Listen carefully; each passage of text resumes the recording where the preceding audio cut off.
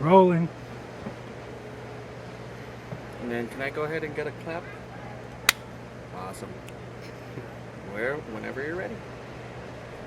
So you've been doing an EPK. Who have you been interviewing? I've been interviewing everyone that I think can help tell the story of what we're doing here on this island and what kind of goes into to pilots, to the crew, to our scripty, other actors, just from every angle what it's like to be a part of this film. What's your story about how you got involved in this film? I work with Netflix and Brad Crevoy a lot, and I was approached about this film, and I just, honestly, I thought it was fiction, because I'm like, this Air Force doesn't do this. I would have heard about it, and I fell in love with the script and with the character. I'd never played a character that was out of Washington and into politics and things like that, and I thought that I liked the arc that Brad had created. I'm sorry, that Martin had created, and what his vision was for the character and for this film. And I liked the idea that it was focused on a humanitarian mission that the Air Force has been doing for almost 70 years. And I was just blown away. I was blown away that I didn't know about it, and I was blown away the fact that the U.S. Air Force has been doing it for this long. Independent of the U.S. taxpayers' dollars. It's all done on donation and all on people's time and their good heart. And I'm like, we need this positivity, especially in America right now, to know that we are taking care of each other and we do care about each other. And I thought it was an important story to tell. So what is it that they do exactly? Well, Operation Christmas Straw it's a humanitarian mission that the U.S. Air Force does with Japan and Australia, where they collect donations which range anywhere from food, clothes, fishing nets, rice, anything that the outlying islands would need.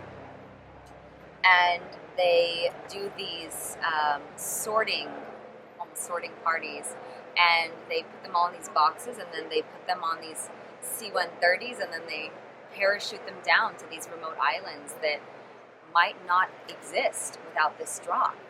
They're getting these much-needed resources. They're not dropping, Christmas presents and stuff. I'm sure, some kids are getting toys and things like that, but most of it is much-needed resources to survive.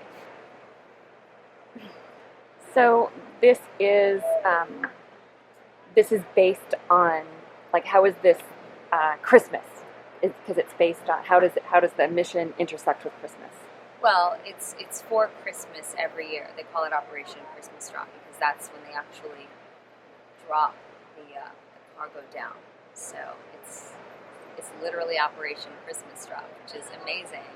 And I was actually talking to Brother Bruce, and he says, a lot of these kids still believe in Santa because all they see is these boxes parachuting from the sky, and from what they know, that's how Santa rolls. So they're thinking that, it's real and it's bringing magic to them, and I think it's also good it almost reignites your faith in humanity, that we're all taking care of each other. I think sometimes, a lot of time, the military is known as a representation of war, and at least for me as a woman, I don't know that I was definitely not as big of a fan of the military as I am after this film.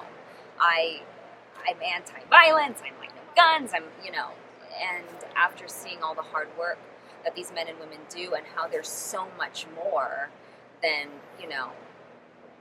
bomber jets and things like that. These are men and women that are here to protect us. Brochure, who works with Travis, who is really a huge reason why we were able to get so much access on the Air Force Base. He was telling me about him being in Afghanistan and losing somebody he really loved, and being in the Central Republic, trying to capture Joseph Kony, and I'm just like, this is a hero who's risking his life day in and day out, doing things that we don't even know about, and I have such a deeper respect. So I'm hoping that when people watch this film, they'll not only have a newfound appreciation for the people people of Guam, the Chamorro people, the actual people that started this land and, you know, are residents, but also the military, and see that these men and women are busting their butts to protect us, to keep our freedom safe, and to make sure that, you know, they get the proper recognition that they deserve.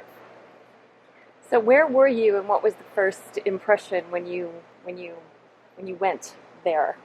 To Andersen, I was incredibly intimidated, because usually when I come up, it's like, oh, hi, Miss Graham, and I'm just kind of let right through, and they were like, ID, and I'm like, okay, here you go, pull over. And it was just like very strict, and I was totally intimidated. And then, you know, you're passing by all of these different jets and huge planes, and I got a little nervous. I was like, okay, we're really on an Air Force base here, and these people are serious. These are serious soldiers. So, you know, no fucking around. But after a while, you know, especially meeting the spouses and knowing that so many of Andersen, they were a part of this film, whether it was the spouses or, you know, different people in the military, even people that made cameos. It just helped me get more comfortable over time, because I'm like, oh, they're just like you and me, and, you know, it definitely helped me understand what they do on a whole nother level. And what's Guam like? It's a little hot. Guam is amazing. It's like being in paradise, like the armpit of paradise. It's really hot. It's really, really hot. And I live in Georgia, so you know it's just like out of here. But my favorite part of Guam is the people. Like, everyone has been so kind. I haven't met one local that hasn't shown me absolute kindness and generosity. And it's just like, look at this. Like, this is our day. Like, every day coming up and working. We're either like on a beach or in some like wild, cool, you know, playing with the Air Force. It was a dream. I was talking to Alex about this. This has to be the most fun that I've ever had on a shoot ever. The most fun and the wildest too. Like, this has been the wildest, most insane, fun, funny, cool, and enlightening film I've done, for sure. And it's feel good, you know. I want people to watch this and feel good. And also, what's different about this project than anything I've ever done, other than like the refugee work that I'm doing, is that this is an actual film where it's about a real mission. It's still continuing. It's going to continue once this film comes out and long after this film comes out, and that you can donate to Andersen Base and you can send your stuff, you know, to Captain Peterson. You can just get everything to the people that need it. Like, you're not just watching a movie, but you can know that at the end of this movie, you have all the information you need to share the Christmas spirit. It extends past your television. It extends past, you know, some picture or some tweet or some Instagram, that you can actually make a difference. And we're telling you how, and we're literally showing you step by step how it's done. Who are the, when you say local people, who are the people here? What did you find out about the different cultures in the island? Well, the most we've done in terms of the locals, I would say, was today, shooting in this sacred land, in this sacred village, and, you know, being educated. But we also had a really cool scene with fire dancers, and that is something that is pretty common here on Guam. I saw some of the performances at another hotel, but the traditional kind of straw skirts and the cool hats and all of that, I think that I've learned a lot from the food. Definitely, I'm a vegan. This is barbecue central, so I didn't eat as much as, I can't really speak on as much of the food, but it's a big barbecue town. And I learned that, and I don't know how much this will actually be in here because it's a bit harsh, but, you know, Guam has a really tough history, you know, from the World War II and, you know, Japanese invasion, and then the U.S. taking it back and occupied by, you know, Spain, and it's constantly being occupied, and, you know, me being African, I know what it's like to have your resources stripped and your people, you know, being taken advantage of. And for me, I felt particularly close with the Chamorro people because they're so open and so welcoming to Americans, and even though we're on their land, and you know, even the Air Force Base has taken up a lot of their land, and I think Operation Christmas Drop has been a huge reason why they are so forgiving too, because they're like, you've come and you've taken from us, but you give to us too, and it's a give and take, because separatism isn't something that they promote. They're like, everyone can come, enjoy our food, enjoy our beautiful sunsets. You know, there's no one more welcoming than, you know, a Chamorro woman. Like, I haven't met one personally.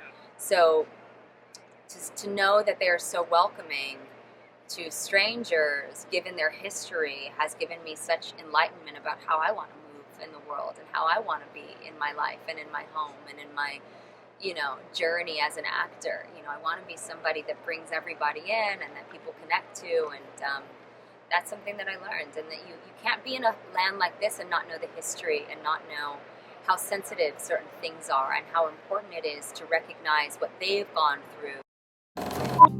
Be sure to subscribe to our channel if you haven't already, because subscribing makes you feel warm and fuzzy inside.